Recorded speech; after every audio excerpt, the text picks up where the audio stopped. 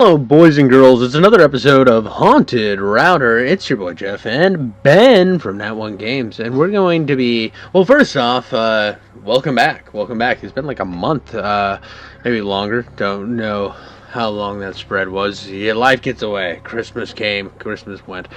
But this is and we haven't left these rooms. No. We're not allowed to leave anymore. No, we used to live. These used to actually be homes that we lived in, and then we were sucked into a cosmic terror that is inside of a stripper's dark starfish, and we are just in you would think we're in this is a room that's real and tangible and you could touch and lick, but no, these are like what your mind is subconsciously building to make sense of the horrors behind us. We are on the different level of cosmic terror that you don't even, what you're seeing, you can't even trust your eyes. If seeing is believing, you're being gaslit, buddy. But anyways, tell them how we got here. How we got here? You want to tell him? No, I'll tell him. You got it. He tried to fucking escape. Me? We had the whole budget last season. You don't want to tell him? All right, fine. I'll tell him. Yeah. We tried to escape. They caught this fucker naked running down the block, all greased up, head to toe, shining as like a Christmas light. And they had to trank him and bring him back. And then they came and black bagged me when I was getting ready to run down the street naked. I already had my oil on. We had it all coordinated and everything. Now we have no budget, and we're just on these sets now. Well, here's the thing. I had a standard naked running time every single night. And what Ben doesn't like to tell people is getting a hold of him is like pulling teeth. And, yeah, I have to, let him know. It's naked running time. I'm oiled up already. Are you oiled? And he would just not message me for an hour, and I'd already be running. And I was trying to pick up the phone, but the oil was too slippy. I couldn't unlock the phone. That's what he says. Anyways, I'm running down this road, and a cosmic being shows up and says, "What are you doing, Chief?" I'm like, "Naked run. What do you think I'm doing?" I'm penis out, winning the day. I'm just having a great time. And they're like, "Who put you up to this?" And I thought it'd be funny to just say Ben. And they're like, "Who's Ben?" I'm like, he's in like Cincinnati, Cleveland area. You'll find him. Yeah, he'll be running later. Hopefully he'll be running later. You'll find him. And he has been a little salty with me ever since, but what are you gonna do? They won't send us food or razors. Obviously, they're not gonna send us food. I mean, they send me all the food for both of us. That's actually an issue. I wasn't ever going to tell you. Oh my god, logistics. We're still hammering that out. Yeah, so you look at us and you're like, oh my god, this man's morbidly obese. How is he not eating it? It's because I'm eating for the both of us. Ben just has to starve. I think it's hilarious, by the way.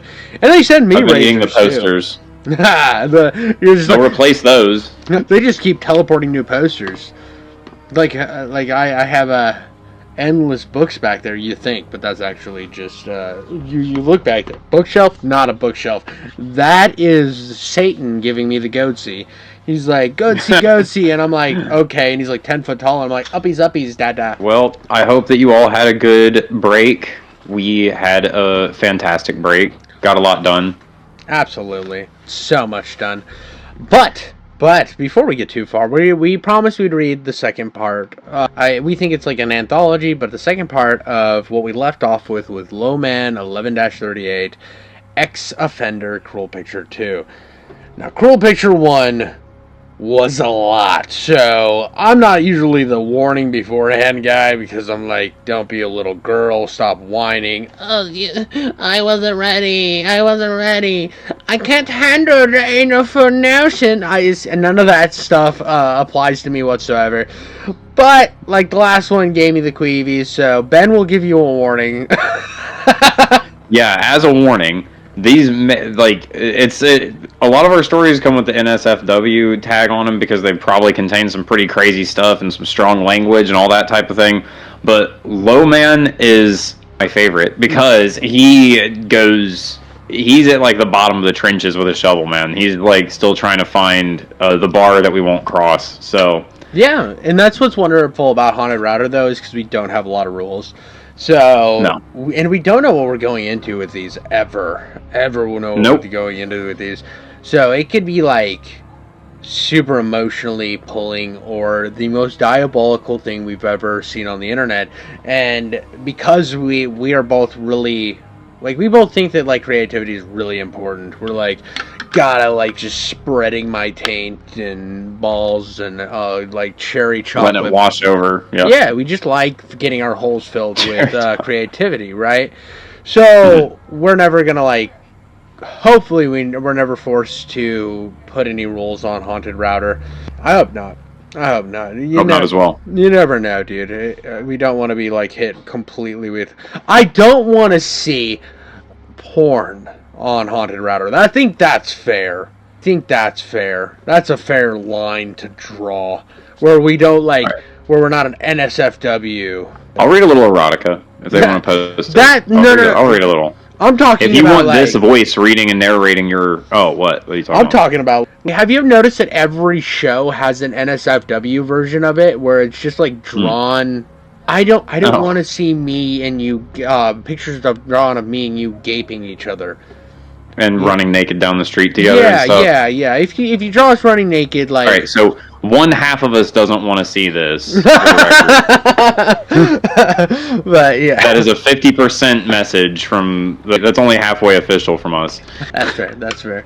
But yeah, no, do you want to just get into it? I feel like we've we might as well, dude. Like, I'm telling you what, man, there's going to be a series of painful Band-Aids, so let's just go ahead and start ripping them. Dude. I want to just keep, like, bantering so we don't have to get into it. Yeah, I know you do. And for this, he was like, I hope this was just a little bit toned down. But let's start with the first word.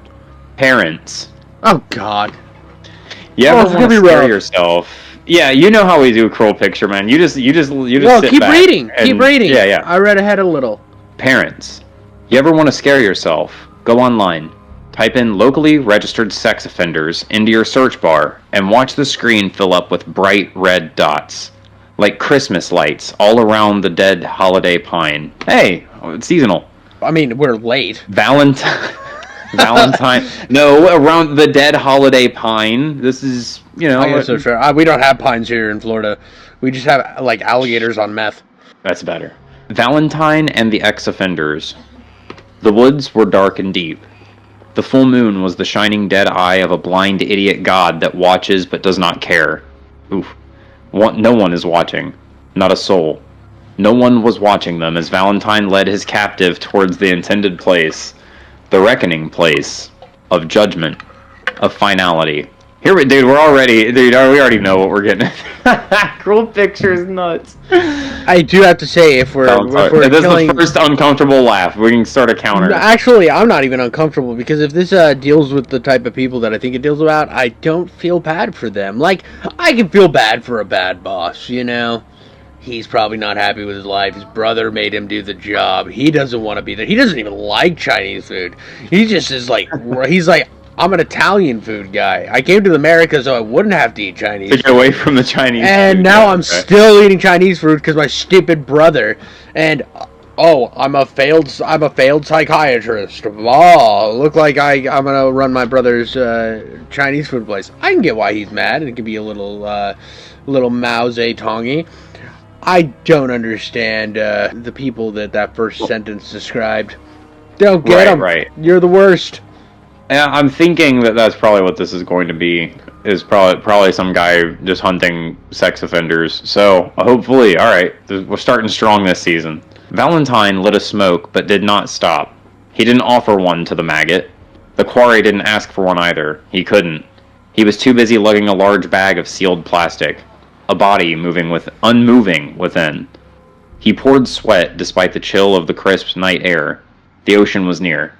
Valentine didn't feel a thing. Hadn't for some time now. 9 months earlier. They'd tried to keep him away from the scene. It had come in over the radio. Body found, female, juvenile, about the age of 12. The rest had been lost in a mad red cloud as Captain Valentine had floored the pedal of his cruiser, the machine screaming and flying down the lonely, winding river road of succulent wine country. All the while, tears in a profuse flood. The whole time, begging God. Please, Lord. Please, Lord, no! But he knew. Deep down, before he ever arrived on the scene, he knew. And that was when he had died. Captain Valentine. The same day the badly decomposed corpse of his daughter Natalie had been fished out of the cold waters of the Russian River.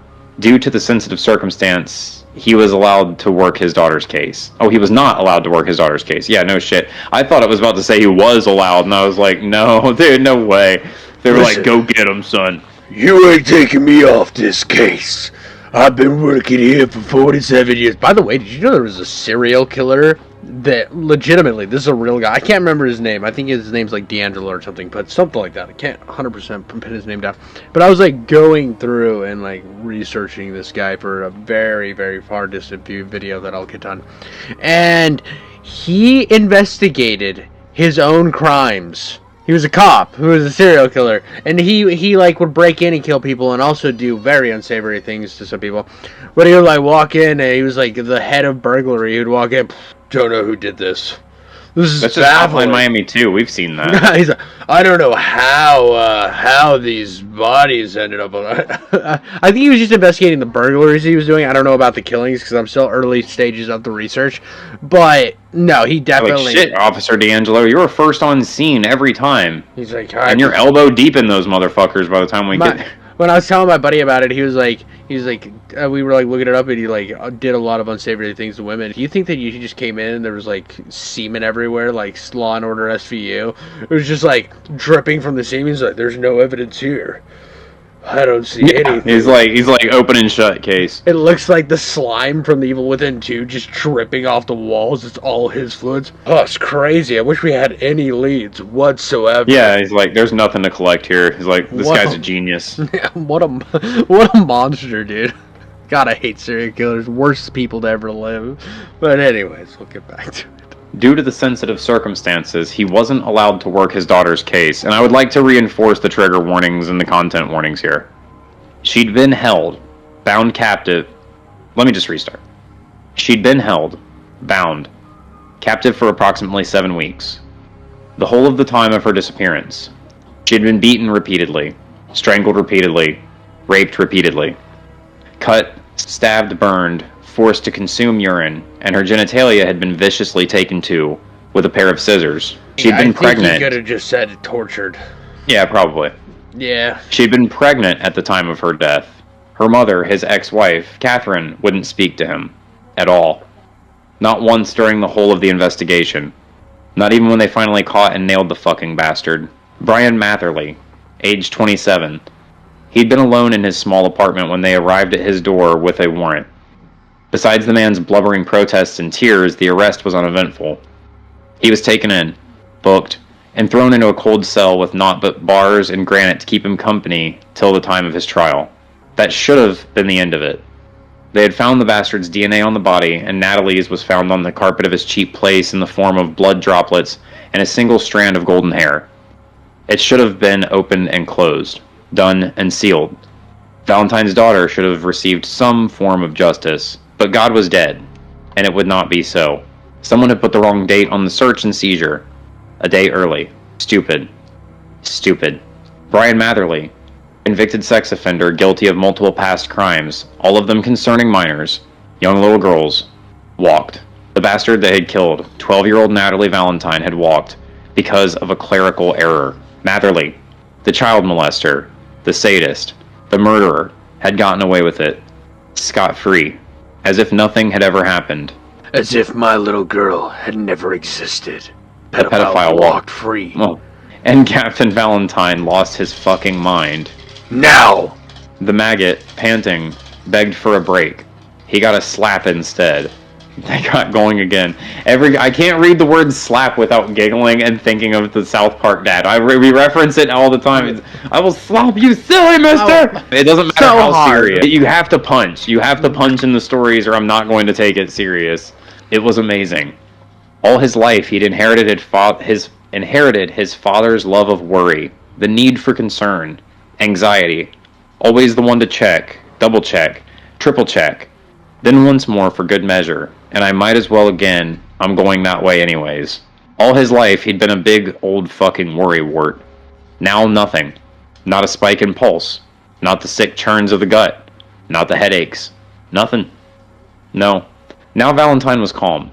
Like the unbroken, lucid surface of a pond untouched. He didn't even feel a heartbeat within his chest. Only the weight of the bag of tools slapping lightly at his side. giggle again, slapping him. They were the only sound in this place. Deep into the gloaming wood, snapping twigs and branches, the rustle of undergrowth and leaves, the maggots panting, the gentle, muffled clang of the implements inside the sealed satchel. Valentine stopped to light another smoke. His captive took the opportunity for a brief respite. He moaned. Please? How much further, Mrs. Marion? I can't, I'm having a hard time. You'll have a harder time if you don't shut the fuck up and keep your fat ass moving along. The 38 snub came out in a glinting flash, caught by the light of the dead-eye moon. Shut the fuck up and keep carrying them. A cloud of smoke swirled between the pair as Valentine exhaled in two thin, phantom streams. The gun was leveled. The shot would lance the maggot's heart with fire. All he had to do was squeeze. But then you'll lose your mule, Val. Don't. Work the maggot a little longer. Then Bust the pustule. Oh, yeah. No, you're good. I'm so sometimes he does this like internal. This is one thing that like kills me is he'll do like an internal thought and he won't like quote it or like slant it or anything or do anything different. Yeah. And so I always forget where I have to read. You're fine. am I gonna have to plug you, or are you gonna get going? Oh, Jesus, you're fucking crazy, my stupid, my fucking god. The maggot sputtered as he scrambled to get his little arms beneath the large plastic wrap. They went on, till they came to the place, the clearing. Circular in shape, the wood on all sides encompassing the heart of it, stones erupting from the earth like the misshapen teeth of an ancient giant. Grass, emerald in color and glow, radiated on the floor with light cast from the blind eye of the god moon, on high in heavens of flat black. Jesus Christ, this guy's writing. It got you too. It hit me so it... He's the first time he's done this in this, dude. It's been The thing that's making me laugh is there have been like 6 different moons. Yeah. Like, it's been like the dead eye, the god moon, the bad moon. Bro's got a thesaurus tattooed on his dick. He does have it. He's going hard with the lunar cycle. So hard. That's fine. That's fine. I mean, it's taking away from the brutality because we know he likes his brutality, and I'm just glad that we didn't spend more time talking about the daughter and her awful situation. Yeah. Like it could have with the descriptors he used in the last story. I'm very glad he didn't go further into detail on this one because some people will go there. It could have been a different story. That's true. And it is very rough. Like it's rough for me reading that type of stuff. It just really is. It scares me. It terrifies me. There's nothing that scares me more in the world than somebody nabbing my daughter. Like I'll burn down the world. I would burn it down like endlessly over and over again. Anyways. No, you're good, man. You're good. Keep on front and center there, compadre. And at its center, a large round table of a stump. The reduced remains of a once great... Do you think he's going to castrate him? Is this another castration story? I hope not, dude. I hope he just, like, burns him alive or just shit. If this is a castration story, man, like...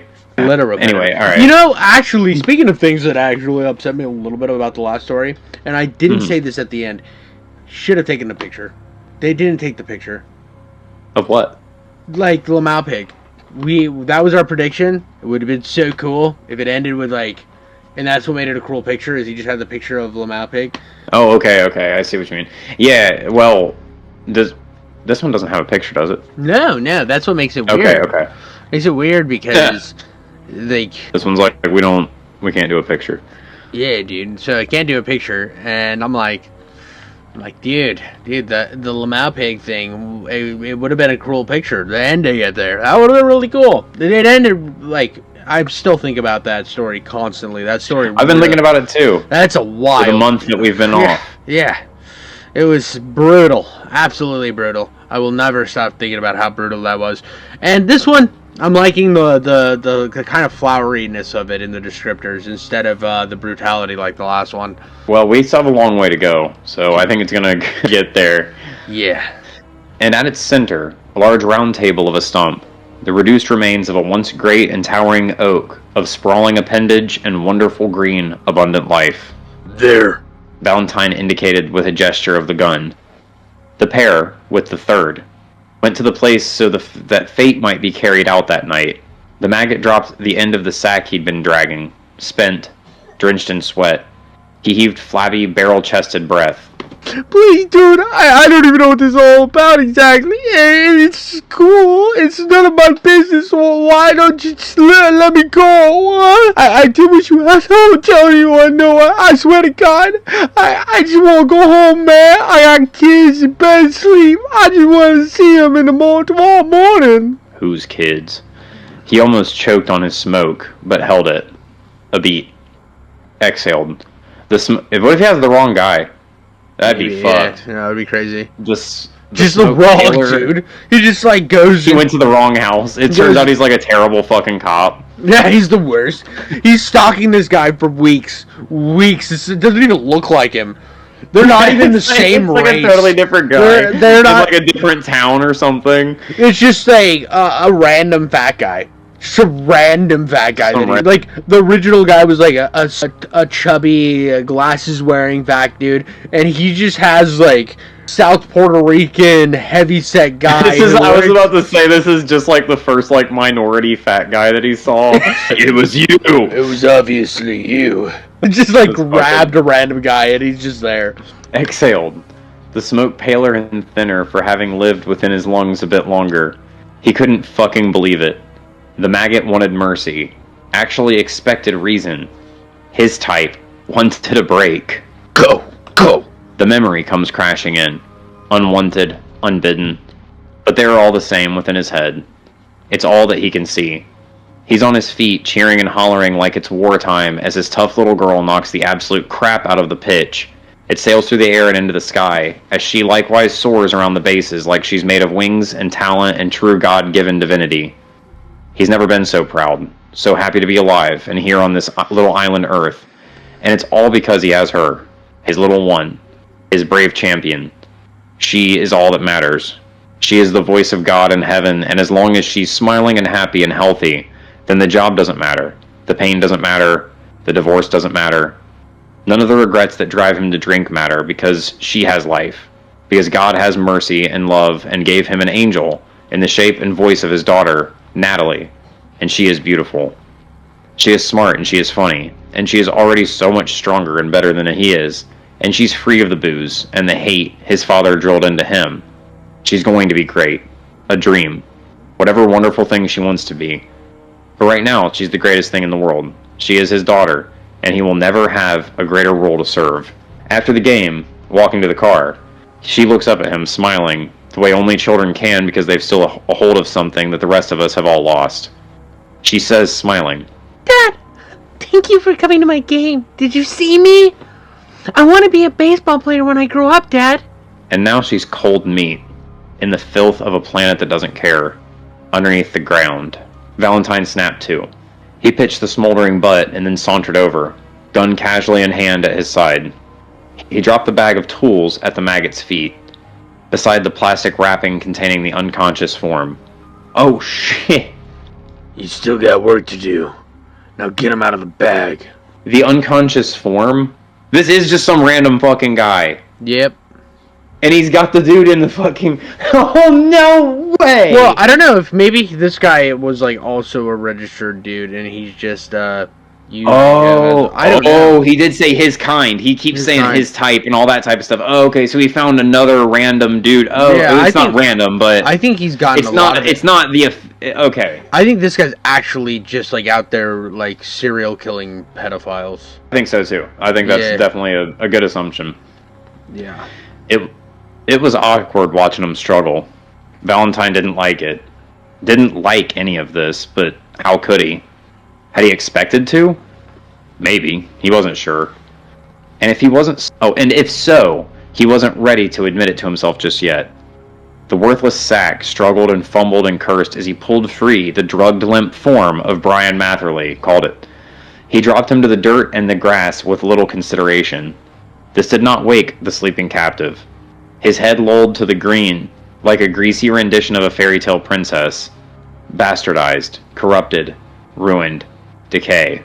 The maggot looked to Valentine with pleading in his eyes. What? There's scissors in the bag. Strip them. The maggot went and did what he was told. All the while, mercy. It threatened mutiny within his heart and mind. Every time it rose up, however, He stamped it out like a pitiful revolt beneath an iron-soled boot, an ashen flower ground to powder in a gauntleted fist. Remember what the little fucking mongrel rat does. Remember what he likes to do for fun in his spare time. What you caught him doing. Remember, 14 hours prior. He watches them. The little meat. It's early in the day, and there's no school, and there's so many of them in the park. He watches them. He pops a bag of almonds, begins to snack, watching. Behind the wall of his shades, you can't see where I'm really looking. He spies. He wears loose clothing, cool, breezy, lets the air all in and breathes. He sweats considerably despite the sun not yet reaching its pinnacle apex heat. He is the voyeur. He's the maggot. And today, he's about to take things a step too far. Jesus Christ. This is gonna be rough. I know we keep cutting in and saying it's gonna be rough, but like once we got into this, we knew it hasn't actually done anything too rough yet, which is crazy. I think he just like took our kneecaps out with the last story, and we know where this could go.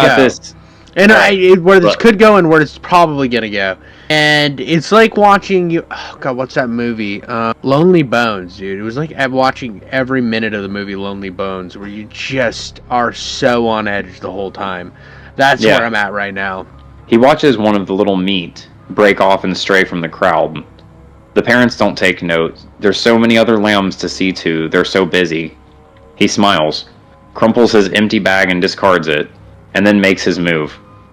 As does another, also watching. He too makes his move. The small child, a boy named Lenny by the age of 7, was chasing his red rubber kickball into the growing foliage when he ran into the sour, round little man. He smelled like milk, and he wouldn't close his mouth. He breathed too loudly, too loud. Lenny didn't like it, and he was about to pick up his ball and run away when the sour, round fella said, "Hey, kid, you like Mickey Mouse?" The boy stopped. He did like Mickey Mouse. He nodded his head in the affirmative. "Yeah? Come with me real quick. I'll get you some free tickets to Disneyland. Then you can see Mickey, Donald, and Goofy, Minnie, the whole gang. I just need you to come over here with me real quick. It won't take long, buddy. My name's Bob, but you can call me Bobbert. Funny, right?" The sour little toad amongst the green smiled. Lenny didn't like the nasty little man, but the idea of him and maybe even his friends and family also getting to go off to Disneyland for a whole day filled his little dreamy head with pure wonder. He marveled at the thought, and then slowly nodded his head, yes. The sour little pustul's smile grew. He tittered lightly before trapping his traitorous lips. He tilted his head slightly, a curious gesture. He reached out his hand, his palm glistening with sweat in the morning rays. "I just need you to come with me, okay?" A beat. "Okay." The small child stepped forward and reached out. Someone came out of the surrounding green with rapid, deliberate steps, arrowed right for the sour little toad and the child. His face is masked from the nose down like a desperado. I was about to say, if this guy's like, "I'm kidnapping everybody." But everybody get in the fucking van. No, we're kidnapping. Someone came out. Okay. Arrowed right for the sour little toad and the child. His face is masked from the nose down like a desperado, and he is wearing a hoodie and a beanie. Things he never wears, except for today. I have the song right Desperado stuck in my head now. Desperado. I know that was sang by a bunch of different people, but I always go to the Clint Black rendition, because Clint Black was so cool back in the day. He like disappeared off the map too, and I remember going and seeing him live, and he was just like killing it. And I was like, I like you, Clint Black. You're blacking up the Clint, just real nice like, and they really like him in Europe. He like fell off. Garth Brooks showed up with his "I showed up in boots and ruined your back tie affair," and then nobody cared about Clint Black's killing time anymore. He was just like, didn't matter. So he went over to Europe where they loved him still. Why do they like country music so much in England? That's so weird. In like Europe and England, it's like really into country music. That is strange. They like underground rap music too a lot, like in Germany and England and stuff like that. They have a strange music taste over there. Oh, absolutely. I like it. Like the biggest singer in Germany ever is David Hasselhoff. That's fucking cool. I think they got memes before we did. Maybe. That's what it was like they understood that David Hasselhoff singing was a meme. No, they actually it's like Asians with Elvis. Like, have you noticed that like Asians love Elvis? It's like a thing. Like, even Rob Schneider stops his show to do, like, an Elvis impersonation. He's like, my Filipino side's coming out, guys. We gotta do some Elvis. He's like, no sunshine, no sunshine.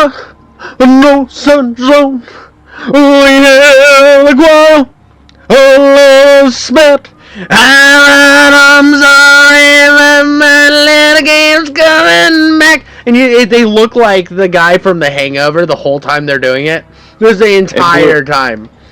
It blew out the mic, that entire long last note really? that you did. Good. Good. I'm not a good singer, so it's better if I blow out the mic. Yeah. That just looked awesome. All right, back to the pedo killing story. Absolutely. I'm sorry. We have to get through it. He comes up and absolutely pastes the filthy little degenerate in his useless. Wait, what? You were his beeline. Oh, he beelines. Oh yeah, okay. I thought we got for that. Whoops. He beelines right for them, and before the maggot can say a word of protest or excuse, a fist clad in lead-lined leather glove, one that make up a pair of saps, comes up and absolutely pastes the filthy little fucking degenerate in his useless fucking face. His lights go out, and he goes down easy because he's all mush and flab and bullshit. Hey, me too. He'll be no trouble. Dude, you weigh like 3 pounds. Stop. That's true, but it's all mush and flab and bullshit. Okay, we're not even gonna play the mush and flab and bullshit game with a 300-pound like glob of a meat human over here. No, dude, it takes a lot of muscle to move all that around, dude. I bet you're like a muscly little mountain. No. I am just morbidly obese. Like, you look at me. Have you seen Blade? In Blade, there's the guy who just sits there and sucks on blood 24/7. He's like, that's me. I literally have to get a crane to move me into this position just to film this podcast. Like, you don't understand, dude. I am a morbidly obese man. You better start working out because I expect you to carry me over the threshold when I get down there. Oh, been so beautiful, and I'm just like, or you can leap into my arms. I'll start working. And Ben's like, I'm so beautiful, please carry me. And all the neighbors are watching, and all they just see is one man pouring sweat. I've gone 2 steps. My Dunlop disease has already pulled my stomach to the ground, dude. I've Dunlopped over the belt so far that I'm just dragging stomach on the dirt. And I'm just... Alright, so we're both out of shape is what we got to. Dude, what we should do is by the end of this season, we'll be like Giga Chad, like exercise bros. We'll be sitting here like doing the stories like... I have a 1-year-old. That shit isn't happening. Well, just keep feeding her. Just turn her into a little chunker and then just start like powerlifting your daughter. Fair, dude. Just like toss her there you go. There. You get a little whiplash, but that's... You don't need builds character. She doesn't need to be a lawyer. No, we're not aiming for that high. We're breeding another generation to take over this podcast when we're done. Exactly. I have to have a kid soon. His lights go out and he goes down easy because we got that. He'll be no trouble. He'll make a good mule and a patsy if he needs it. He turns to the kid and tells him to get the fuck out of there and to stay the fuck out of the woods and away from old men he doesn't know. The child wants to cry but listens. He departs and rejoins with his parents. He never tells them of what almost happened to him that day. Perhaps never fully grasps it. Valentine heaved up his quarry. Yeah, the little fucking toad will do. And began to haul him away for his next project. The real one. Now, pull him up. Valentine gestured with the .38 to the round table stump. As the maggot did so, he gloved his hands in the saps, grabbed 2 metal stakes and a mallet from the bag. He pounded them into the earth, one on each side of the great abridged oak. Oh, dude. Then he grabbed oh, no! Man. Yep, it's castration story. It is? I have a feeling, bro. He's gonna tie him, like... Dude, Attila the Hun style. He's gonna Attila the Hun him, and then just cut. It's gonna be very ritualistic. I could, but also just flip him over. Oh, no. Please. Oh, yeah? No, don't go in that direction. Don't. Oh. Fuck you, low man. You're the worst. If you go in that direction, I will be very mad. Please do not have sexual relations with this man. Please don't. I can't handle it. I cannot live through this again. Again, I mean, like, just a like a different, like this. I haven't been learning on that was wild. I have not been bound to a stump and had people have their way with me. I don't want to go down with this type of torture. It's got to be one or the other, right? Yeah, this is rough. Man, There's is no so winning rough. with this. No, there isn't. Then he grabbed a great length of rope and a knife and cut the great length in two. These he fastened to the stakes, one each. Then each end was secured to the pale wrists of Matherly, who still slumbered unaware. The naked captive lay upon the round table stump, Valentine and the maggot over him. The time was nigh. Spread his legs. Oh, God. He's gonna make the other guy do it. Yeah, I think so. Uh, We can't do these for 2 episodes in a row. this is rough. Oh yeah, this is rough. Keep going. We'll get This is through it. unusable. This isn't tenable for our first. Oh my god. Nope. We promised. We gotta get through it. It's well written. It's just depraved as shit. Gotta get through it. Hey, you don't even Welcome have a back, kid. everyone. You don't even have a kid, so you didn't have to you don't have the internalized thing going too. And I'm still I trying think to the crack next jokes. part I can kind of internalize a little bit. Castration, I mean. Oh, you were castrated? Well, no, but You're like the guy from Game was of your Thrones? kid kidnapped? No, that's fair. That's fair. I guess that's fair. I guess we both have little wieners. We got little wieners, so that's fair. So I get 2, you get 1. You get 1 Hey, internalization. like I said, that's a future episode. The maggot almost blubbered another pathetic protest, but one look from Valentine told him that this was a very bad idea. The maggot did as he was told. Hold him. The maggot held the legs in place as Valentine secured them to the wood with a series of heavy staples applied with an industrial gun and thick plastic twine. Oh, okay. I thought they were stapling his legs straight to the fucking... They wouldn't hold long, but they didn't need to. Spread his sack out. A beat. What? His sack. His nutsack. A beat. Do it. A beat. I hate when he writes that. Nothing moved. Yeah. Blind eye It's God almost moon. like he's Oh, writing in a pause. Yeah, like... It's just like I see, for reading it like to yourself quietly on like a moonlit night while drinking some wine. Isn't this depraved? The way he put a beat in there made me build so much tension. But when Do you we're think reading that's it what out people use loud, our podcast for? Do you think Yeah. they're like out on like a balcony, out like in the woods somewhere, like with the god moon in front of them, sipping some wine and no? Oh, okay. no, you know what our audience is doing with it, right? They are outside, completely naked, wearing nipple tassels for no reason, with PBR next to them, a big like a pack of Marlboros or like the biggest chew you've ever seen, and they're just like, these boys are pretty funny. Yeah, and I guess we can be honest. We weren't doing a night jog when we got captured. We were outside naked with PBR and big chaws in, and the government found us really easy. It was very easy. We We weren't probably running. shouldn't have been in the mayor's house. That's true. We were right there. We're right there. We should have seen that honeypot. The whole time he's like, please leave my house. I do not want you here. You're like, you want us here? Right here, naked. Right. Yeah, we'll stay. I'm here and take my clothes off and crack another beer. Nothing moved. Blind-eyed God Moon shone bright watching, audience above. 38 Snub came up and shone with talismanic fire. If he shoots his dick off, it's going to be fucking awesome. That'd be Talismanic cool. fire in the light cast from the dead cataract, eye on high.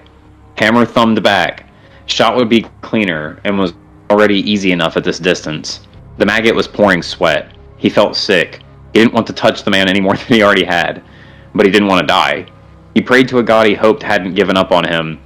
As his trembling hands went, You were gonna kidnap a kid. I'm pretty sure that ship sailed there, buddy. I'm pretty sure you are going to be spending some time with old Adolf. You're going to be spending some time with the only person who understands the things Kanye say on Twitter. So I think you're cooked there, buddy. I think you're Dunsky Wunsky, you disgusting little vile piece of human garbage. Now this is. But hey, you get to fondle an old sweaty ball sack before you go. Yeah. You spend your last few moments eye to eye with a old pecker. Yeah. Yeah. I mean, nothing's great in this scenario. I feel like Nothing's great in this scenario. You can go into politics, man. I don't want to root for I don't want to root for anybody here. I think the cop like is getting his just desserts or whatever, you know. But I think that he could have just like Punisher styled it, you know, just kind of Punisher styled it, guns a blazing, been really cool, had some like Thomas Jane one-liners, kick the door down, end the bad guys, walk out, burn the house down behind him. Cool, we can all get on board with that. But tying a guy to a stump and then stapling his nutsack down, that's a bit much. Like, it's just a bit much.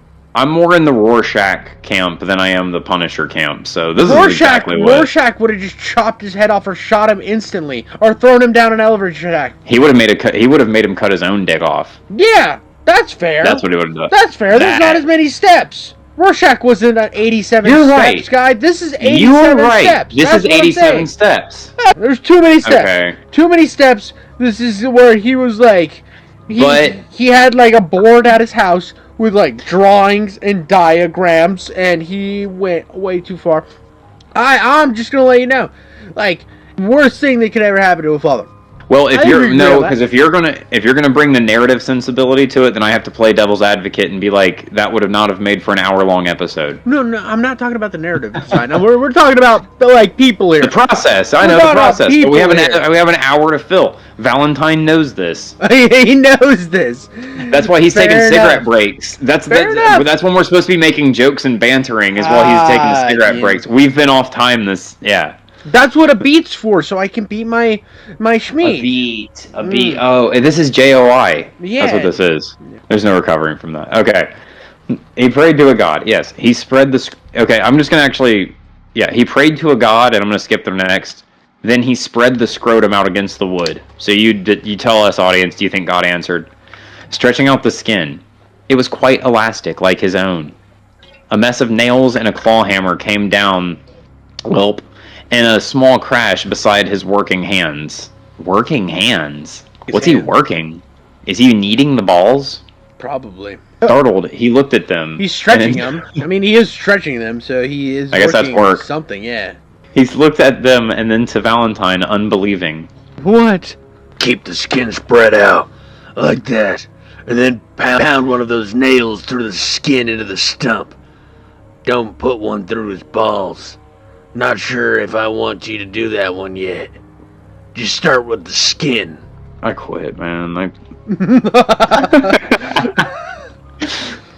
And when the maggot didn't move to comply right away, Valentine took the butt of his pistol and gave him a good bust across the jaw. He didn't need the little pustule talking anyway. Another couple of smacks. And reminders of what'll happen should the shit stain not comply. How is this not the reminder?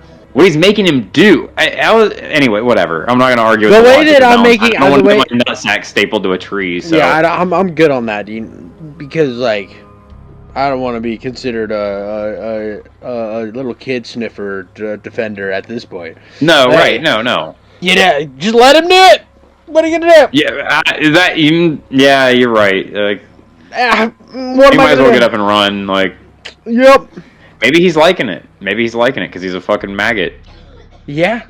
Maybe he's like, yeah, I kind of like this actually. Smack me again. That's why he's not complying. Is he's just getting beat up. And he's like, no, yes, no! Daddy. Yes, Daddy. Hit me again, Daddy. There's a thumbnail for you right there as me lean back and grabbing my nipples and howling.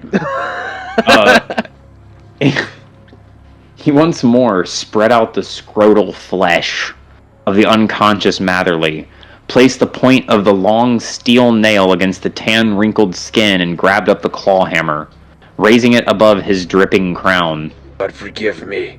He brought the hammer down, and his aim was true as well as his strength, driving the nail down all the way to the head in a single blow. Bro is goated at hammering nails. Well, he's a carpenter outside of this, so. Yeah, dude. This is just John Wayne Gacy. You just found John Wayne Gacy and stuff. That makes this all a little more. This is just two Gacys. Dude, it's two Gacys. That makes me feel. I recently watched The Devil in Disguise, and I'm not gonna lie. I think Gacy deserved this. What a monster. Hey, Yeah. sucked. What a... Yeah. Dude. Have you seen that on Peacock? Mm-mm. It's like a Peacock original. It's like acted out. It's probably the only serial killer show I've ever seen, like, actually honored the victims, too. Like... Really? It puts I was about to say, because, like, the Dahmer thing, the Bundy biopic, the Gein biopic, like, dude, those are all such, like, just violent porn. Like, No, not the Bundy one. The Bundy one wasn't violent at all. the Bundy one wasn't? You haven't seen it? Oh, I thought they tried to make... I didn't see it. I thought they tried to make them all sexy and cool. No, they I'm just they assuming, did though. do that. They did do that. But the reason it's so good is because, like, you might watch it and you might, like, without the understanding of, like, what was interesting about Bundy as, like, a global phenomenon, is Bundy was scary because everyone was like, how could this well-adjusted, attractive man be murdering all these people? Because they were used to the Gaines, they were used to the Dahmers, they were used to the people that looked like they were killers. He didn't look like a killer. And that's I guess I could see that. So the whole movie with Bundy, you don't see him kill anybody. You don't see him do anything like that. It's just you're watching Bundy live his life, and his wife is kind of the main character because she's like, where is he? And it's like the shock of her reveal of who Bundy is. It's so good. It's so good because of that fact. I'll have to try that out then. It does this thing that's so brilliant because there's so many people who were watching that trial at that time period. They were like, did he actually do it?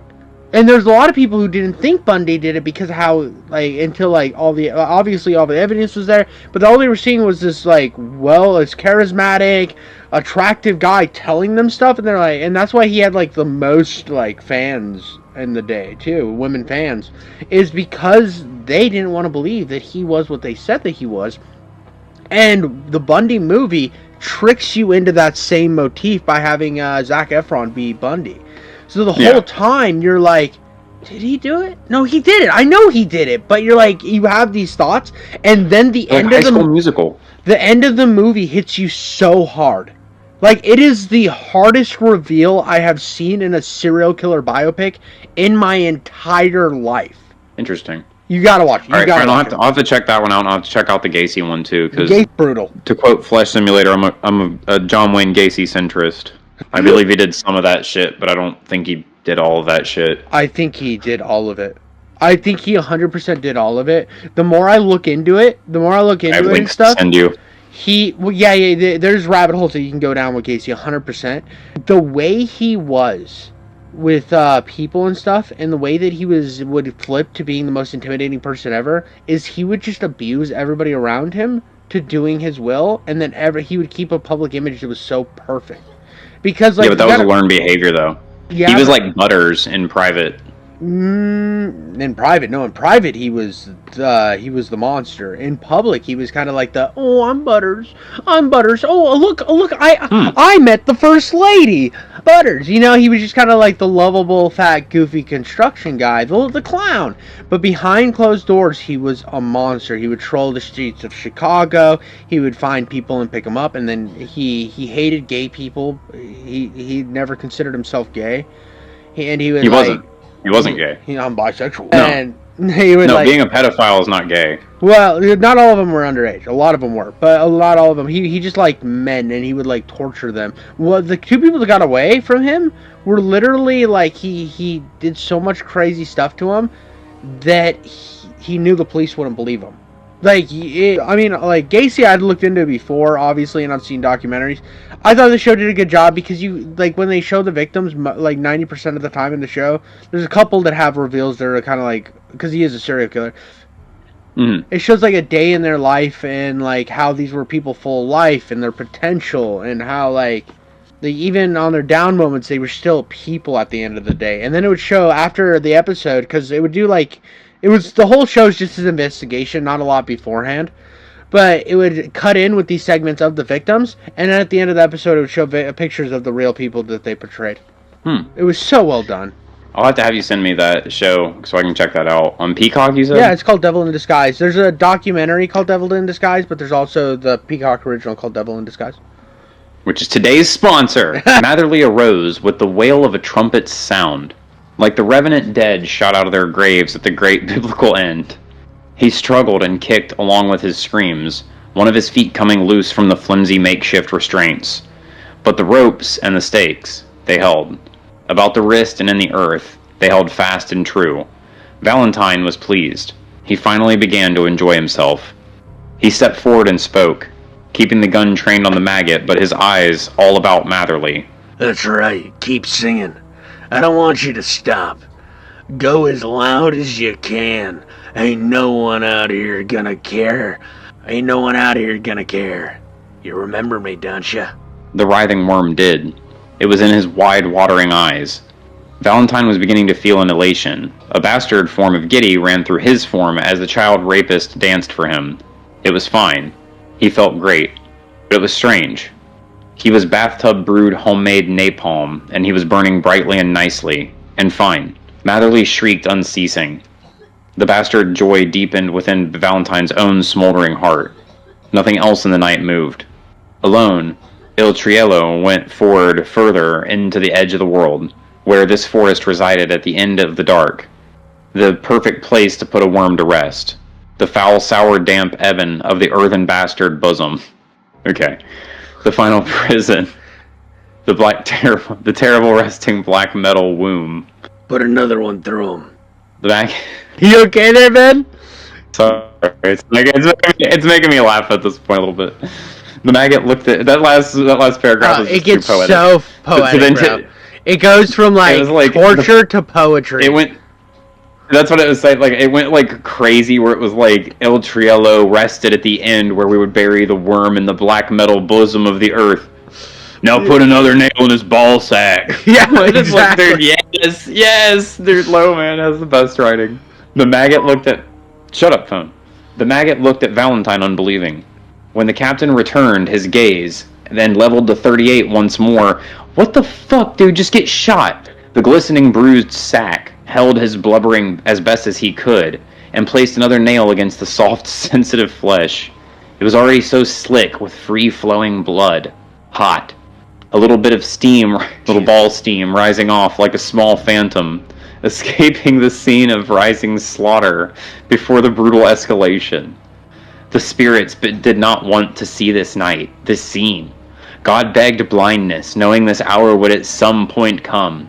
He was granted. Valentine and the ex-offenders were not. Please, no, please don't! Matherly shrieked and begged. It ripped to the very nucleus heart of the trembling maggot's battered, sleazed and greased soul. But he said nothing in return save for... I'm sorry. With eyes downcast, focused on their grisly work. The... No. And please went run rising in desperate tempo, much like I'm reading this sentence in desperate tempo, and pitch, as the maggot brought the hammer up again, and then down again, and then up, and then down again, over and over and over and over. At the demands of Captain Valentine, Matherly continued to twist and shout and dance. Twist twist and shout. Baby now. Twist and shout. Come on, baby now. Let's work it on out. His music filled the night like Dracula's wolves, and Valentine savored every note of the mad-drenched symphony, over and over, nail after nail. By the order of Captain Valentine and Natalie, by their orders, for they were the gods here. More. This is written so much like a gothic fantasy.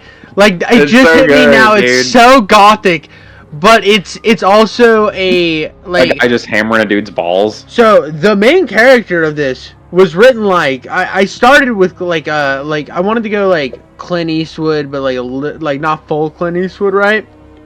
And then the story was like, no, I'm gonna write like M's and Cha and write it like it's like almost Clint Eastwood, Sergeant Dokes, you know, the archetype of the no BS detective.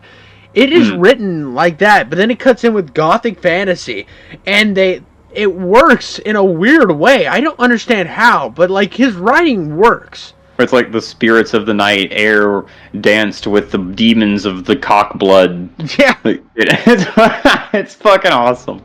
Welcome back, everyone. It was only when there was no more space to work with. Oh, Jesus Christ. Did the maggot look up to Valentine the Wraith once more, and a whole new kind of desperate in his eyes? What do you want me to do? There ain't no more canvas. Scrotum Thoroughly Crucified. That's the name of my band. Scrotum Thoroughly Crucified to the great round table stump. The space between his crotch swam in an ever-growing warm puddle of steamy blood. There's the demons. Black in the night. Tar. Valentine took a step and drew a knife. 4 hours earlier. He cannot believe it. A gift. Every day has been a gift. A godsend. A blessing. Something he cannot even begin to try to pretend he deserves. Thank you. Please. Thank you, God. Thank you. Thank you. Thank you. He can't help himself. He'd never been religious before and probably still wasn't. Not really. But still, Brian Matherly couldn't deny the fact that something upstairs, up top, at the fucking helm, had for some reason given him the governor's pardon. He'd been given the fucking reprieve, and he was free. The air out here in the wine county of Sonoma was always crisp and fresh and clean, but every lungful sucked now was ambrosial and orgasmic. Electric. His body sang electric. Because I'm fucking free. He loved to remind himself. He would never get tired of it. Could never possibly get tired of it. It was the greatest fucking single piece of news in the whole of his crazy-ass fucking life. Victory. That's what he was really celebrating as he sat on his front porch puffing away on the third or fourth fat Gandalf's fucking stick of a blunt that evening. Victory. He'd fucking juked it. He'd out-fucking danced it on the fucking floor, man. Another lung-filling suck at the resin-spewing end of the fat old bleezy. He loves smoking. Low man, don't pile us in with these people. Yet another vice of his he'd picked up young. Oh, yeah, that's what we're equating. Okay, there's two vices I have. Child murder and smoking the ganja. The ganja. Hey man, is my driving okay? I think we're parked, man. And Brian in the back likes kids. He's like, wish you could a kid. With his father and older brother. They used to get hella fucking high when Brian had been about 12. His brother just a little older. Their dad would smoke them out, joint after joint, bowl after bowl. And then he'd have them take off their clothes and take some pictures. But it was cool. They was family and just looking out for each other. Oh, that is not family. That is not what family does. What I'm the sorry. fuck, man? I'm sorry. You're not like, hey, son, you want a hit of this spliff? Now let me see your penis. No! No! And what? No!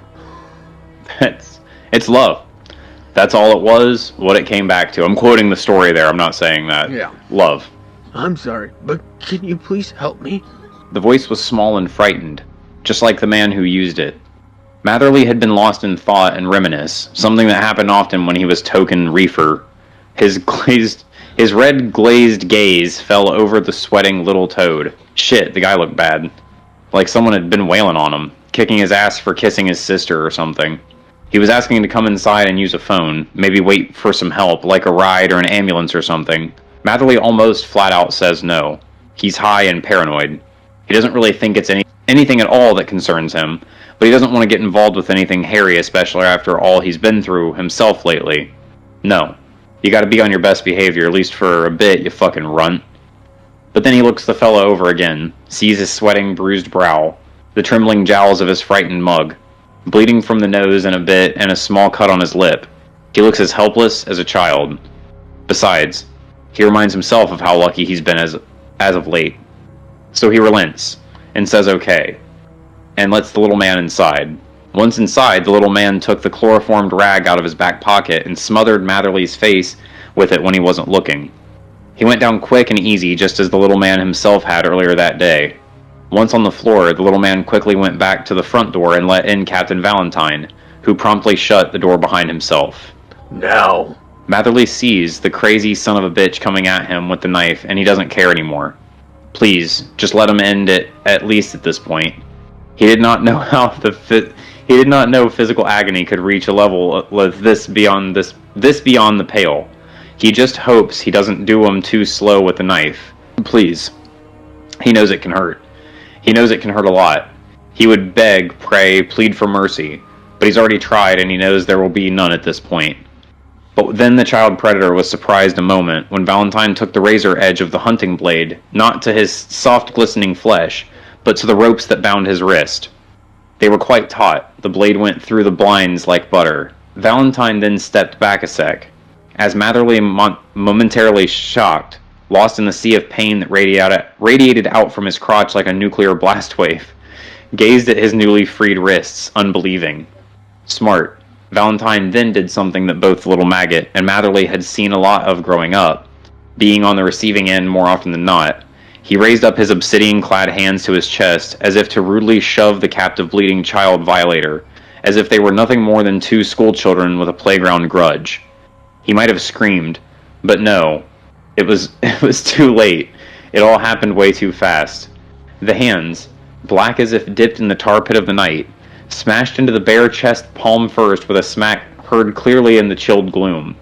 The force of the blow sent Matherly sprawling backwards, smacking his head against the smooth wood of the great abridged oak round table, as his scrotum tore open, spilling their contents out onto the table stump with a gush and a dancing burst of steam that gaily fled up into the sky when the rest of the spirits and the deities and the great things that were up there and not watching and did not care. Dude, the fucking I it's so good, bro. The cockblood demons are dancing with the angels of the night. This is this is 100% what you said. Like that. This is 100% what you said too, my friend. No, you called this where you were like, "This is 8 million steps to just rip a guy's nutsack off." Oh, so much extra. Bajillion steps to just rip the dude's nuts off. He lost a little bit of my go get him energy when there was all this extra work. He had to wait. You can yell, "Go get him!" He had to wait and find another. Do you know how long he probably waited in like at a park looking for like kid sniffers? No, they're cops. They're cops, so they just turn these fuckers loose. He probably had a whole Rolodex full of them. He probably did. I'm betting money, but he only still probably had once to. It was his he kid. still probably had to wait for that guy to like have that happen. To do something. Yes, you're right. The pieces had to fall in line. Then he knew he had to take that guy, convince him to chloroform this other guy, so that all the evidence would be put on him.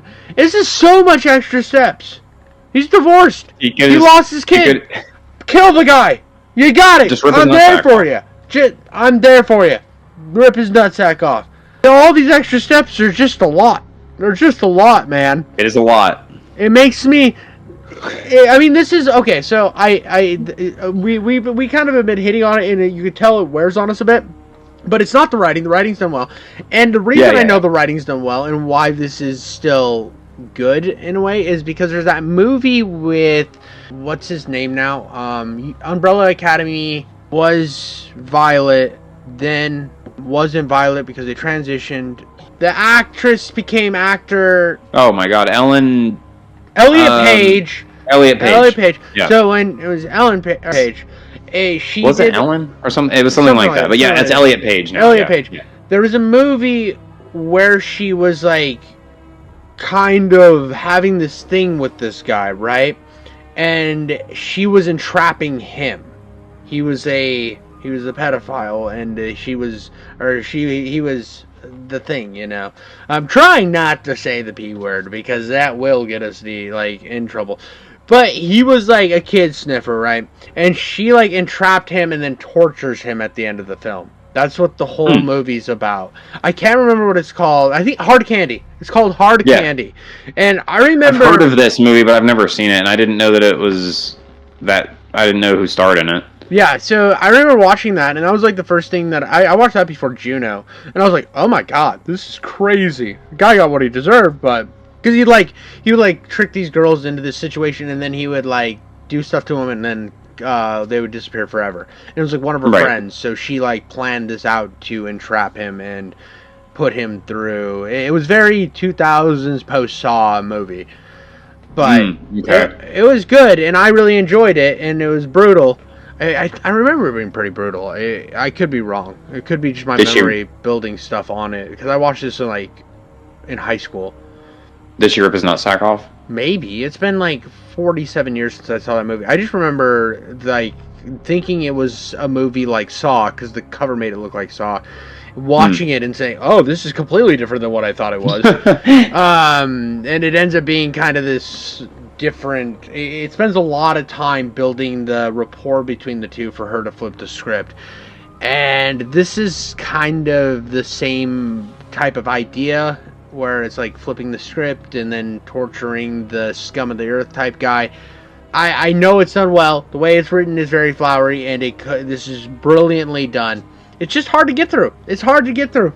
Plain and simple. That's the thing. I mean, you're reading most of this, and bravo for getting through like some of this torture. This one's not as bad as the last one. This one's not even close to as bad as the last one, though. Torture. I thought he was gonna make them bang. Yeah, there was so many after the Lowman Pig bar, or Lamau Pig. All right, Lin Mao Pig. Sorry. After Lin Mao Pig, there was so many directions that and we're not done yet, but there were so many directions saw this going, and the way my mind started creating the brutality in my mind was this would have been a much rougher read. So much rougher read, and it's not that, and I appreciate that it's not that far, but I mean, it's still pretty far.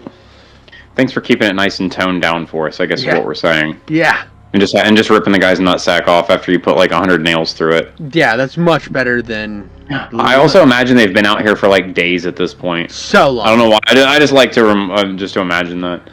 However long it is, it's too long. The screams went beyond what Valentine and the other maggot thought a man capable. It was inhuman. They pierced the night. Oh, damn. The next night. A dagger wound wound through the whole of the surreality. Valentine went around to the squirming, shrieking, crudely castrated man with minimal struggling, forced his naked back flat against the smooth of the cut-down Eden tree. More. This time, both of them. That little spade behind his heel, the Achilles thing, that meaty, thick, ropey thing, both of them. Put a few in each, now! He wept for a brief moment as the naked, bound, bleeding Matherly filled the theater of the night with a cacophonous symphony, but only a moment. He once more brought up his hands, trembling slightly but still capable, and grabbed the hammer and nails. He said, "Sorry," once more to the shrieking thing that used to be a man, and then did as the captain commanded. 4 more, behind each ankle, Achilles' heels. When he was finished smacking the last head of the last nail, Valentine then started to pull and tug at Matherly's naked body by the shoulders. Oh my god, it is going to do what we said it wasn't going to do. He's turned into a voodoo doll. Yeah. The shrieks once more went beyond the auditory, beyond the simplicity of the decibel, as the flesh began to tear and rip and ruin anew.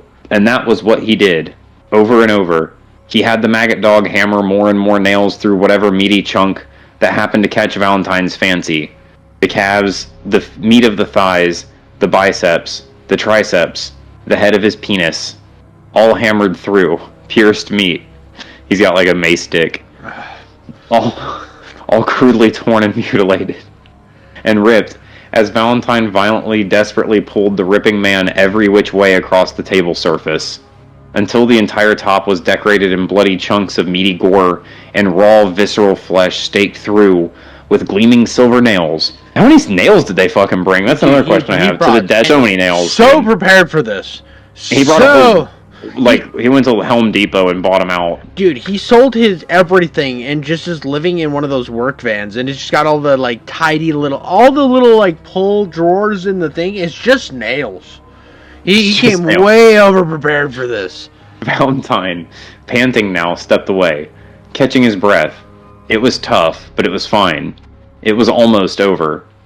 The maggot was sobbing, distracted by his own... What if it was like, it was only just beginning? Like, after all of this? It's just begun. It's like, that's what that comes... Every, like, one of those, like horror movies that sit in this type of genre, that is a song that comes there. It's only just begun. And then it, like, fucks with it to make it sound creepier. I love that. From 1408. The maggot was sobbing. Scariest movie I've ever seen. Scariest movie I've ever seen and will ever see. Because the more that's one of her favorite horror movies. Yeah. That and Ghost Ship. I haven't seen Ghost Ship. She loves Ghost Ship. I heard it was good. It's great. It really is. The maggot was sobbing, distracted by his... Which one? Distracted by his own mad train of thought when Valentine strode over to him, the other one, and without any further word, and began to beat him mercilessly to a pulp. The lead-line saps made short, easy work of it. He then forced his own .38 snub, purchased under table just for this project, into the pathetic wretch's own guilty paws, and brought the abridged barrel of the gun to the maggot's temple. He's getting off easy. Finger forced over the maggot's own chubby digit, like a father guiding a child to do a thing, a task. Valentine forced the maggot to pull the trigger and blow his own brains out. They blasted out of the other side in a mutilated, ruined spew that was so much solid and liquid together that they hit the other surfaces with a series of audible splats. And those were the last notes of contribution from the maggot at this night symphony. Valentine dropped the sealed envelope on the brainless sack. It keeps saying sack and I keep getting confused.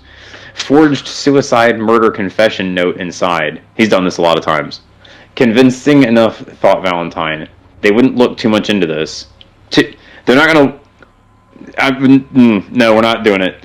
Two worthless scumbags. One worthless scumbag is crazy, abducts, tortures, kills the other and himself in a mad act of violent expression. Cops, detectives, they didn't give a shit about something like this. He never did. They wouldn't waste their time. They wouldn't give a fuck. He never did. Besides, he didn't give one anymore, one way or the other either. It was done. Or almost. He turned his attention back to Matherly as he lit a smoke and sat on another nearby stump. He drew deeply and waited. The first of the howls came in less than 20 minutes. The night was eternal, and so he could have the proper stage. What the fuck? Wait a minute, wait a fucking second, dude. The guy he had killed was the other guy. The one that was named. Yeah. Is he about to fucking... Is he about to feed himself to wolves? Oh, maybe. I swear, I think that's where this is going. Oh my god. That's crazy. Dude. That's crazy. That's so crazy. Okay, I thought when it said he watched as the wolves came in and he heard the howls out in the woods, I thought it was police on their way or something like that, and that he was just turning himself in after all this. Just gothic. And I was like, I thought it was just gothic mood setting. Just like setting stuff. Okay, that's fair too. Okay, dude, if he just sits there and lets himself be eaten by wolves after all of this, that will be so fucking metal. I don't think he's gonna do that to himself. I think he's going to have the other guy shoot himself, and then that way it looks like the murder suicide, and then the wolves are gonna tear it up so that there's very little evidence left over. Which is just another chalk in the how the hell did this guy plan this out? It's so extra. Again, Punisher would have gone in, offski-wofskied them, burnt down the house, and used all of the weapons they had in that house to go do it to another bad guy. Down with that in a story. Always down with that in a story. This is a lot of steps, man. He should have taken him over to the waiter's house. From the last story. Yeah. The busboy, the dishwasher. Yeah. Just like here's another guy for you, buddy. Just go crazy. Just handing him over to the craziest person he could find. That's fair. That's fair, I guess. But this cop is so extra. Dude, I don't know where I'm thinking he's gonna feed himself to wolves. I don't know why I thought that, but I hope he does at this point, because that would just be so fucking metal. The night was eternal, so he could have the proper stage. Valentine smiled and lit up another cig. He watched as the wolves came in. Their eyes were the first glinting, visible chips of fiery ice out in the dark of the surrounding wood, growing brighter as they neared. They would feast and he would watch, he being the provider of the bountiful meat for the whole pack of watering jaws, there being no other guardian, no other sentry. All else was blind as he watched the wolves tear into both the maggots. He lit another smoke and waited patiently for the wolves to be finished. When they were done and left, he too would then depart, but not before. No, not before. Not before. Epilogue. Sometime before. That is so silly. Or after the scene of slaughter, or both. It doesn't matter, will never matter. Like everything else, nothing else will ever matter again, so who cares? He never really leaves this place anyways. Not really. He's always there, alone, standing, in a place where a father should never be, standing over the grave of their own stolen child. He is weeping. He can't help it. Can never help it, though he tries. He does, for her. He's afraid she can still see him, and he doesn't want her to see him like this. Daddy? He goes to his knees. I just wanted to hear you call me that. He goes to his knees and begins to claw at the wretched prison of the earth. His body is racked and shudders with convulsed sobs, more shrieked than wept at this point. He is crazy, and she can see it. She can see him, and he knows it, and he's ashamed. He's desperate. He's desperate to retrieve the warmth of her, the weight of her little body held in his arms where it should be, where she should be. He collapses, exhausted after a while, and ashamed. He's desperate and insane, and she can see it. She can still see her daddy, and he's ashamed for what he's become. Somewhere, forever in this terrible time flow, Valentine was lost forever as he lay over the cold grass of Natalie's premature grave, in the dark, ashamed, animal, gone, alone. I do like this fitting in the anthology of the ridiculousness of the first one. It does work really well.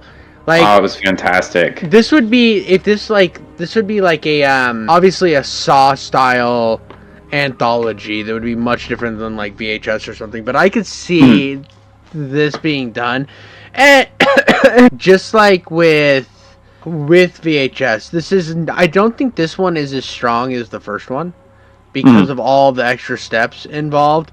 I feel like he got the wolves at the end was a kicker. Yeah, and I like looking at a different. The moderator strike the comment on that one. I'm looking because he posted this on like a bunch of different things, but no comments on any of them. Unfair, dude. He didn't get enough love for this story. I'm not gonna lie. Well, he gets all the love at this channel, man. Yeah, Low Man 1138 is my fucking guy. Yeah, or whatever. He writes really well. He's a really good writer.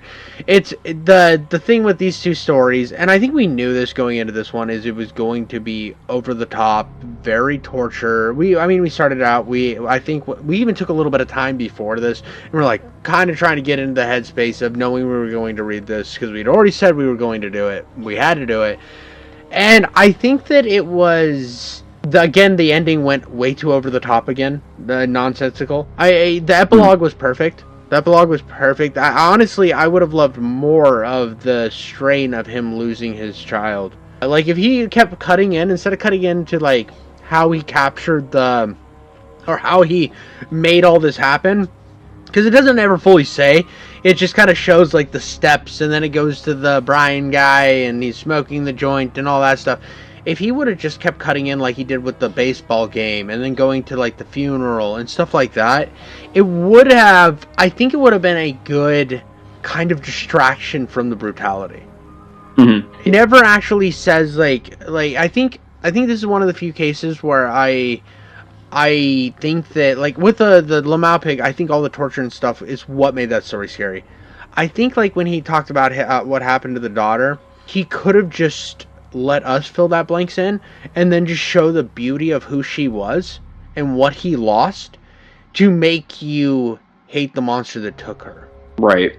Yeah, there was, I don't know, it got a little bit humorous when we were like 100 nails into the ball sack. Yeah. That was fucking awesome. And then he like just like shoved him down like a prank, basically. Yeah. And then he like had him nail him in, and then he like picked him up and like dropped him, and then had him nail him in and picked him up and dropped him. Yeah, it was such a weird way of killing somebody. I'm sorry, unaliving or Walski. That's what you said a second ago. I like that. Wofskying him, bro. Wofskied. But yeah, and that was kind of my only issue with the like. I think that this story, it was well written, like I said, but it was just like wrong direction to take it in. You spend too much time with the offenders, right, and not enough time understanding the guy who's doing this. That's true. And I mean, if you wanted to keep it like really like dark, and he should have just went with like the dark and gritty snuff nature of like the last one, where it was at least like more believable and stuff. Up until the poop back part, the poop back part was fucking the entire everyone who's ever interacted with the restaurant being at the restaurant when he showed up. Yeah, that was awesome. But yeah, the gothicness, the like Cthulian eye moon watching the whole thing, and then him like summoning the wolves at the end while he chain smoked and walking away like fucking Caleb from Blood or some shit. Like, yeah, little over the top. He's like Ophelia. Yeah, it just kind of like I was vibing with it because it was working really good, but toward the end it was just like, you know what I mean. It was starting to mash against itself because the snuff nature of it. It was, I never felt like the dialogue and the floweriousness of it clashed, but when he got to the end, it just started to clash with the wolves and stuff, and it felt a little rushed. And it's not my favorite Low Man story. It's not a bad story. It's just not my favorite, for sure. I think it wasn't my favorite one, but I think that we had a rip-roaring fucking story to start the season out on, man. Like, you can't do better than hammer hands and pin nuts. Yeah, and I mean, at least like out of all the people that get like attacked, at least they kind of deserved it. Definitely deserved it. I mean, they definitely deserve to die, right? That's a bit much. Not that they don't deserve that happening to them. I couldn't. Like, this is egregious. I couldn't stand there and watch it for the amount of time that would take. That's what I'm saying. That's what I like most, I think, about these Cruel Picture, like, torture stories, though, is because, like, hours in, and the character is still just standing there, like, completely unfazed. Like, there's no point where they're like... Did I go a little far? Is this a little nuts, isn't it? This is a little nuts. I think I've gone a bit too far on this one. I mean, at least he didn't cook him up and eat him. That's a disappointment. He was like, "No, get the barbecue out. Get the barbecue out, maggot." But yeah, this kid, these guys deserved it 1,000 times more than the last guy, and there's in general, like, I mean, because like I've done enough videos on people like the people who died in this story to where I honestly went to serial killers. So I did like a video on like the Roni Kenshin guy. I did like some other ones. And they just, like, when it comes to the ones that, like, do stuff to the small and young and weak of society, they spend, like, no time in jail. It's, like, 5 years. Nope, they get right off. They get right off, and it's just, like, I feel like it's just the most vile and awful thing that these guys can just, like, they can be, like, across the world doing this stuff, place to place to place to place. Come back, get caught, get arrested, get 10 years in jail. Yeah. Like, serve 3. It's like there needs to be more accountability held on these type of people. 1,000%. It just happens too often. It's too much of a slap on the wrist type of thing. Like, I'm sorry. Like, I'm 100% like there needs to be more against it. Because, like, there is nothing, like, more disheartening than to get to the end of, like, researching it. And you're like really? Like 4 years? They got 4 years? Should have buried the guy under the prison, you know? Yeah, if that, man. Yeah. Sometimes they just let them go. I'm not joking. Like, they really do. I know. Like, I have a very personal connection with something like that, actually. Of the cops just straight up knowing who did some shit and just letting them go. Just letting him go, and that's... Because they served a different purpose for the cops. Yeah.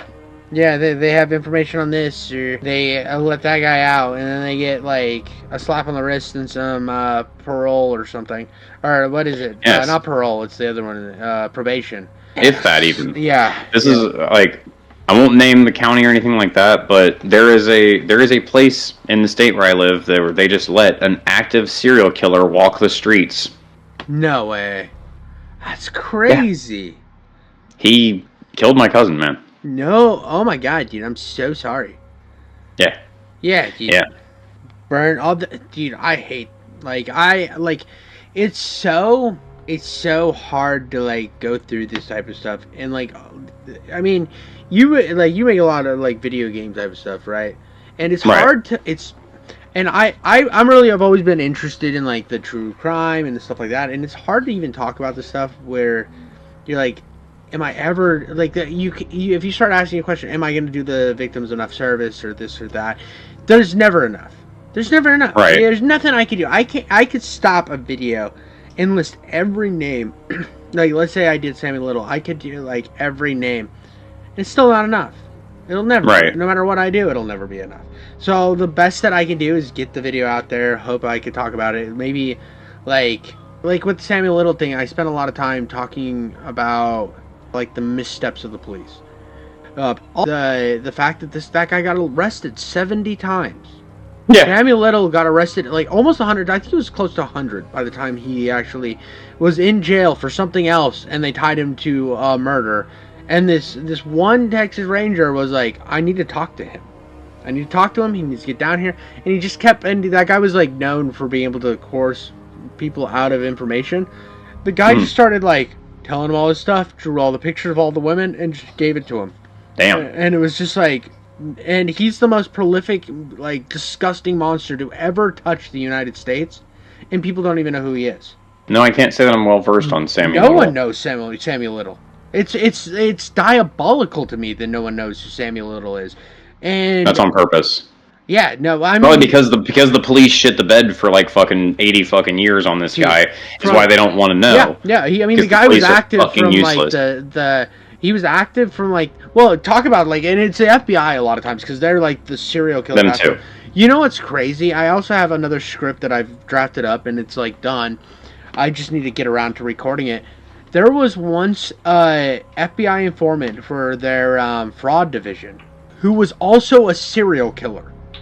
Yeah. And the whole And they time, probably knew. the whole time he was like providing them information for like fraud and stuff that ended up all being bad information on the FBI's payroll, and he was murdering people the entire time. Now I do know that it's getting better, that there has been like steps and directions in terms of DNA. DNA has done a lot. Let's not hire serial killers anymore. Yeah. All right, Yeah. one step. Yeah, one step. But I'm saying, like, in terms of DNA evidence and stuff, that has helped a lot for like mass crime in terms of serial killing because they can tie it to them easier. And there has been innovations in that type of stuff, but it's still underfunded. It's still not enough rigorous training. There's still, I mean, we could have endless conversations about things that could help with like police enforcement, law enforcement change. But like one issue that you come into so often is the lack of funds. It's the lack of funds, and then like the people that like the groups that should be spending more time on it, like the FBI, a lot of times aren't. They just aren't. No. They aren't providing the municipalities that are underfunded to handle these type of situations. The big FBI doesn't come in and help enough, or they come in and push everybody out and bundle the investigation, then leave, and then come back, and unless the ATF comes in or gets involved, and then they just kill everybody. The ATF's just like, let's just kill everybody. Where are the ATF? Yeah, we're just gonna bomb this entire block flat. Yeah, this church has a store where they sell guns. Well, let's kill the whole church. That's what we'll do. It's not our fault. That gas wasn't flammable on the side of the gas. It says flammable. Trust us, we tried spraying it everywhere and we couldn't get it to light. We don't know what they did with it. Yeah, We no, couldn't it get was it to light. We tried definitely burning them out like day one. those wackos at Waco. They fulfilled their own house with napalm. But yeah, no, this is we got serious at the end of this one, but I hope you guys enjoyed it. It's serious. It's a real serious. This had a lot of serious stuff in it, so it's hard not to at least address it at the end. Right. It can't all be jokes all the way through, I guess, all the time. Yeah, a lot less jokes from me this time. Yeah. Right. Well, there wasn't a whole lot to run with. No. Until the 100 nails in the dick at the end. And the wolves. Bro, literally. Every story should end that way, though. Now, every story should just end with the wolves being summoned. Summon the wolves. Bring in the wolves. They're gonna take care of everything. I just got done watching that Liam Neeson movie, Grey or whatever. It's time to bring in the wolves. Break some You mini don't see bottles. wolves anymore. Yeah, and we need more wolves. Alright, guys. Make sure to like, subscribe, rate us on Spotify. If I posted it on Spotify, I always forget. But we didn't. But make sure, give us some love, and post your stories on our Reddit. We love to read them, and we'll catch you on the next one.